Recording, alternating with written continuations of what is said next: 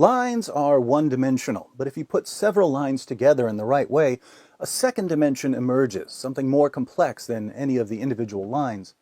Human beings are complex creatures. We make decisions based on a variety of factors: genetics, upbringing, feelings, beliefs, desires, and so on.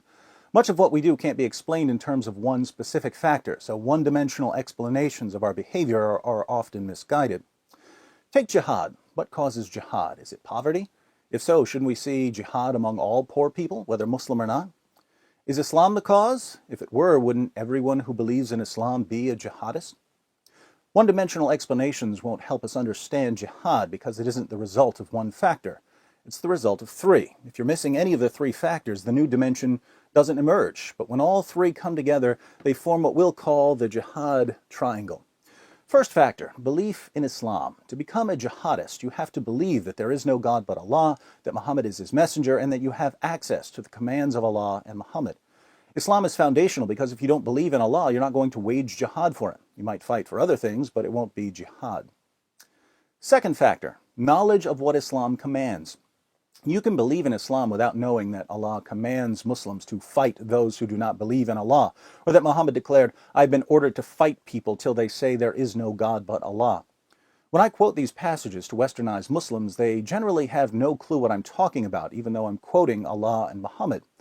But the jihadist is familiar with these kinds of passages, so jihadists aren't merely Muslims. They're Muslims who know that they've been commanded to violently subjugate unbelievers. Third factor, obedience. The world is filled with people who choose the path of least resistance, people who do whatever makes them feel most comfortable. But some people are wired differently. They are willing to do whatever they believe is right, regardless of the consequences. You can kill them, they won't back down.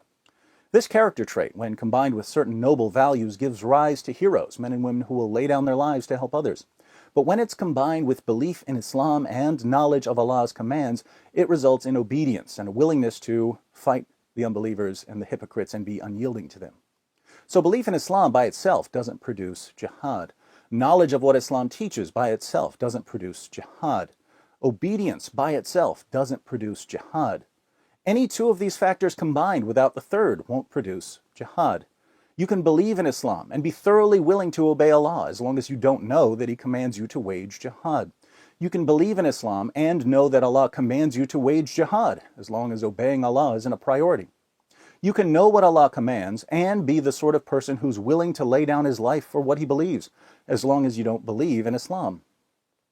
Once we understand that the triangle requires all three sides, we can start to answer some of the more common questions about Islam and violence. For instance, we often hear the question, if Islam is violent, why are there so many peaceful Muslims? Well, most Muslims in the West only have one of the three sides. They have belief in Islam, but they don't know what Islam teaches, and even if you tell them what Islam teaches, they're not going to obey if it's something they don't like. My conversations with westernized Muslims usually go something like this. The Muslim says, "Islam is a religion of peace." I respond by quoting a bunch of passages from the Quran.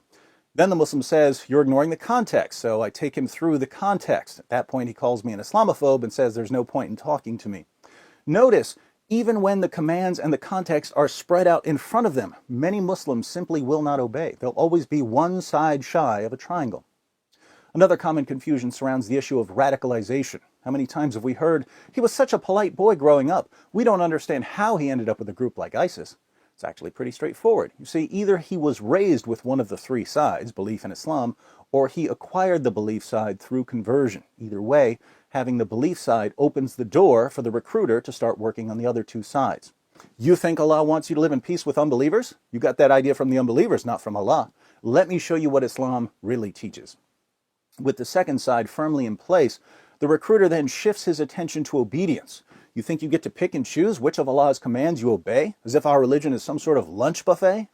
Allah demands complete submission, and if you don't obey, you're not a real Muslim. You're going to hell. There are plenty of young Muslims out there who will resist the recruiter. Nothing will convince them to obey. But some will pack their bags and book the next flight to Turkey, one way. Now, is it just me, or is this really, really simple? What if we discussed that a 5-year-old couldn't understand? And if a 5-year-old can get this, why are politicians and the media so confused by jihad? As it turns out, there's another shape at work among politicians and the media. I call it the octagon of spinelessness. But I think we've discussed enough geometry for one day.